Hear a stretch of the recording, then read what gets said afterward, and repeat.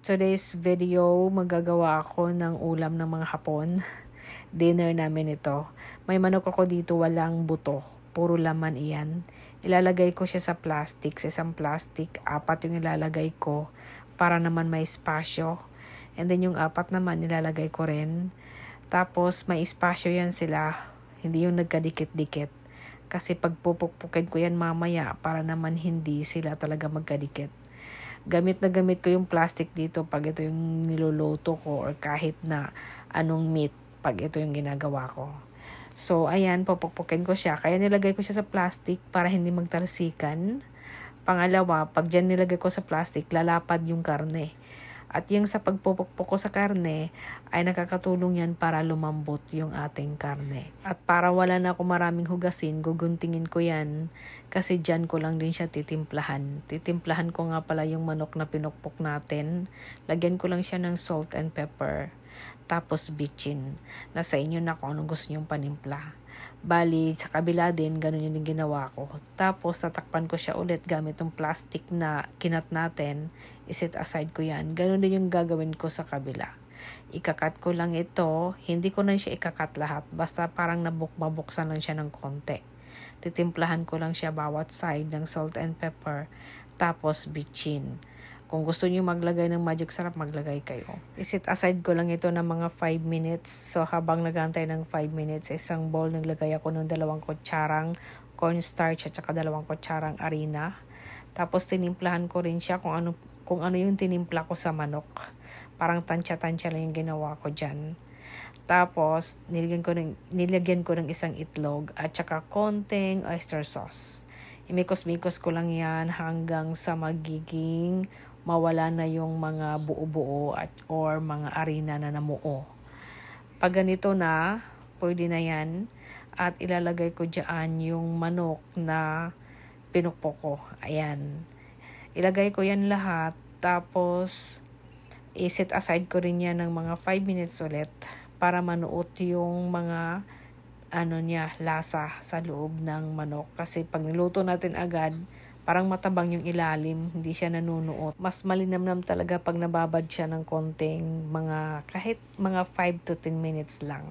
Tapos, imikos-mikos natin ng maigi para naman yung iba talaga ay malagyan lahat. Makoat ng lahat ng ating ginawang butter, kumbaga.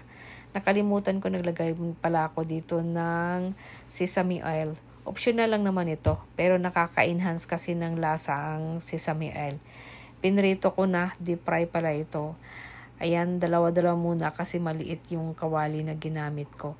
At saka itong manok na ito ay hindi ito pwedeng lutuin ng matagal kasi titigas. Kaya mga 3 minutes bawat side, okay na yan. Patutuloyin muna natin dito sa may strainer para naman yung excess na mantika ay matatanggal. Tapos ito naman yung pangalawang batch. Itong natira, lagyan ko siya ng breadcrumbs. Mas masarap kasi pag may breadcrumbs. Kasi nga, mas crunchy. Itong natira na 4 na piraso, lagyan ko siya ng breadcrumbs. Tapos, mikos-mikos ulit para talaga makoat lahat ng breadcrumbs ang ating karne. Pagkatapos niyan ay lulutuin ko rin siya doon sa mantika na pinaglulutuan natin. Sa unang batch na pinaglulutuan natin. Pabalik-balik lang. Kung nakikita nyo, kinumot-kumot ko siya, pinisil-pisil para manuot talaga yung breadcrumbs sa loob. Kasi mas crunchy siya. Ito piprito ko na, deep fry pa rin. Ayan na yung mantika, kumukulo-kulo. Ayan. Tapos, pangalawa, lutuin ko lang lahat yan. Tingnan nyo, magkaiba talaga yung kulay pag may breadcrumbs, diba? Makulay yung may breadcrumbs eh. Tapos, mas crunchy talaga siya. Lalagay ko lang siya dito. Maputla yung isa, diba? Pero yung isa, yung may breadcrumbs, hindi.